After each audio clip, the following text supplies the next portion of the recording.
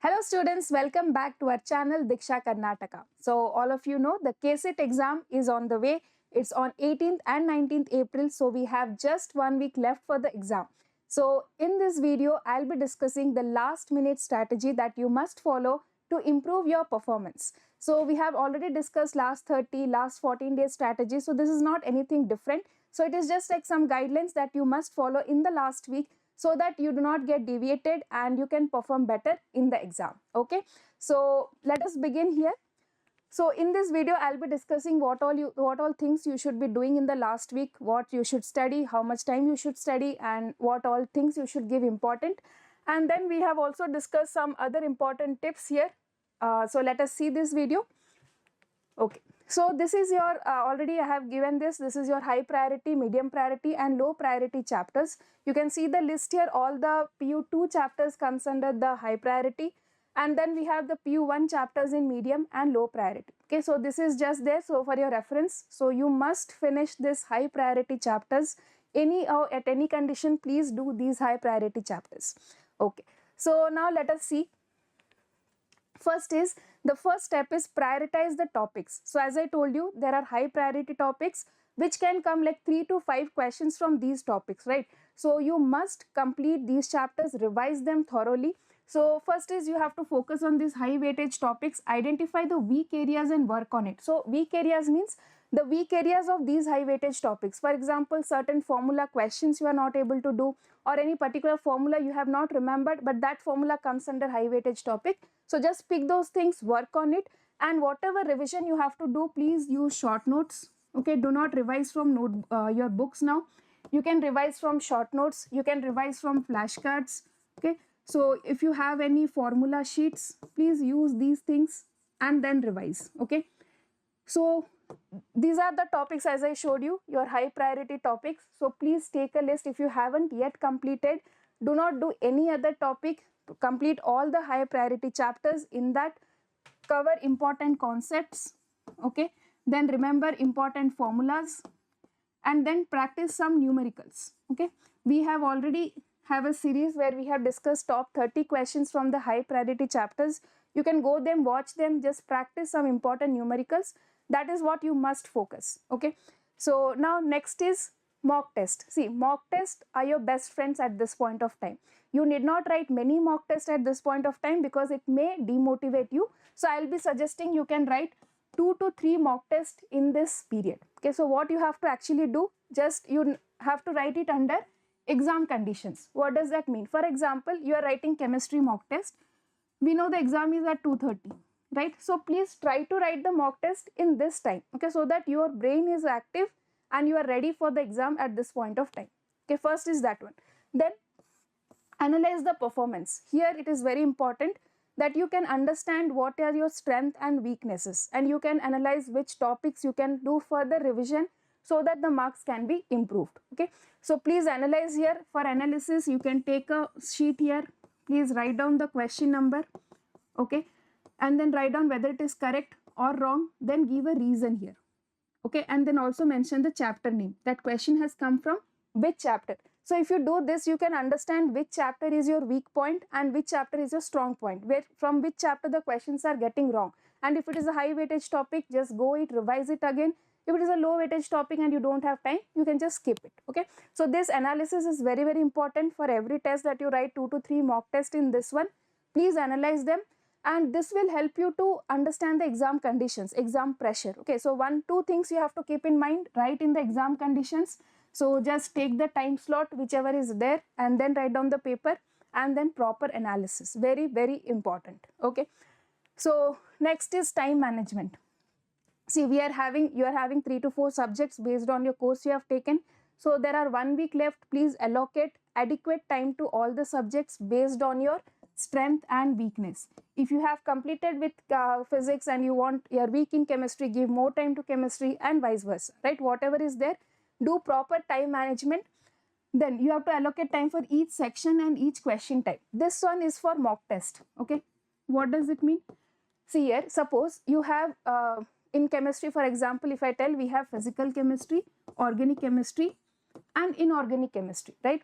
So if you have seen that physical will take more time because it has more numericals, it has more calculation based questions. So when you write this 1 hour or 70 minutes paper, just allocate time, how much time you can give to physical chemistry. Okay. For example, inorganic chemistry and like very direct based questions are there.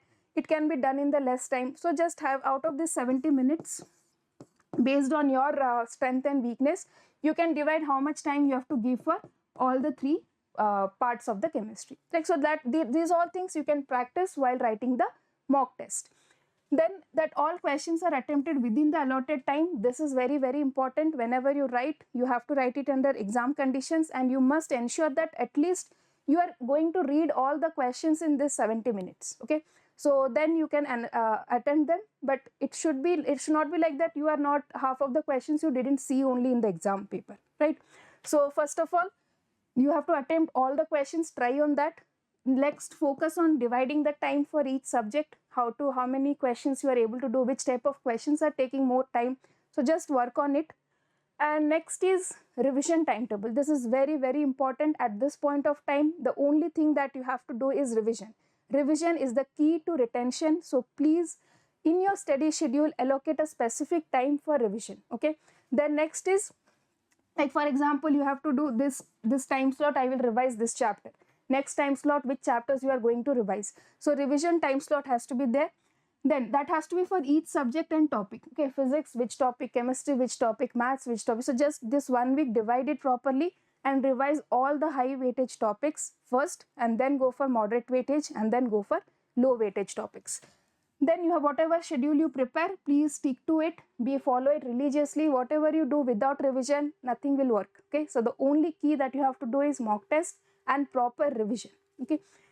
Now, you can, for revision, as I told you before also, don't go for textbooks or any reference book at this point of time. You have your notes, you have your short notes, formula sheets or flashcards, important formula and important concepts you can revise. Okay. So, very, very important, do proper revision. You should not feel like that you know this concept, but because of lack of revision, you forgot anything. Okay. So, please revise it. And in this revision also, not only revision of concepts, also you have to revise the questions. Means what? Suppose while writing the mock test, okay, you have found some questions you are not able to solve. So just note that questions, and when you are revising a particular topic, just go back to that questions and revise them also. So revision is not only for your concepts, but also questions that were not solved. Okay. So mostly these things you should do for all the high priority chapters first.